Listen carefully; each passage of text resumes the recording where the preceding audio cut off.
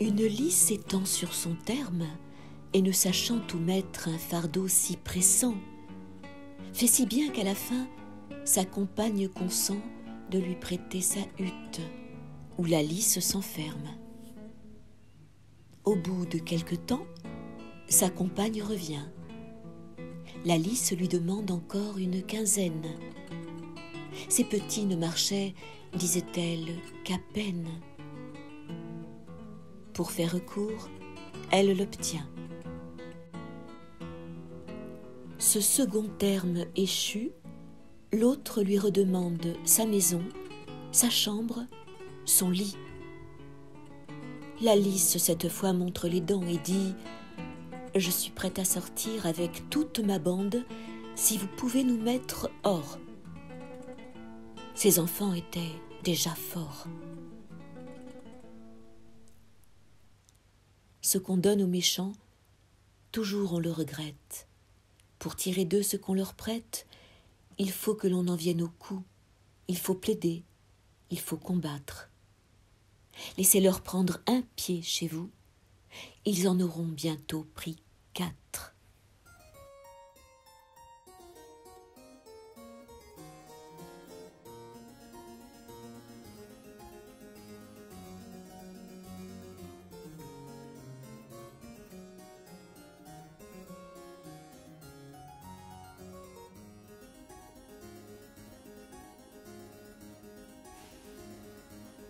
Tout est mystère dans l'amour. Ses flèches, son carquois, son flambeau, son enfance. Ce n'est pas l'ouvrage d'un jour que d'épuiser cette science. Je ne prétends donc point tout expliquer ici. Mon but est seulement de dire, à ma manière, comment l'aveugle que voici, quelle suite eut ce mal, qui peut-être est un bien. J'en fais juge un amant et ne décide rien.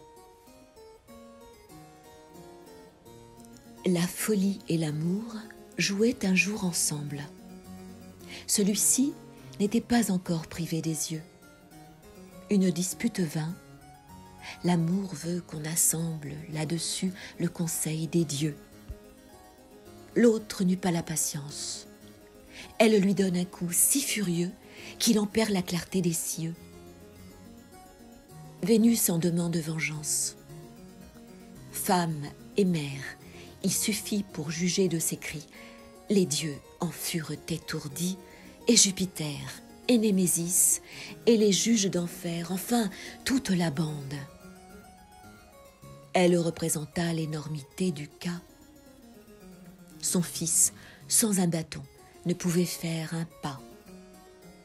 Nulle peine n'était pour ce crime assez grande. Le dommage devait être aussi réparé. Quand on eut bien considéré l'intérêt du public, celui de la partie, le résultat enfin de la suprême cour fut de condamner la folie à servir de guide à l'amour.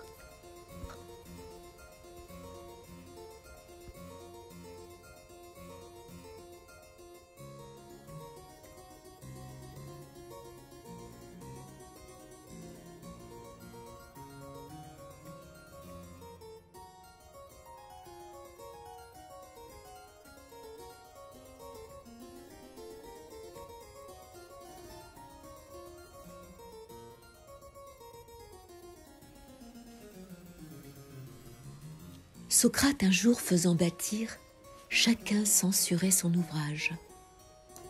L'un trouvait les dedans, pour ne lui point mentir, indigne d'un tel personnage. L'autre blâmait la face, et tous étaient d'avis que les appartements en étaient trop petits. Quelle maison pour lui, l'on y tournait à peine. plût au ciel que de vrais amis, telle qu'elle est, dit-il, elle pût être pleine. Le bon Socrate avait raison de trouver pour cela trop grande sa maison. Chacun se dit ami, mais folle qui s'y repose.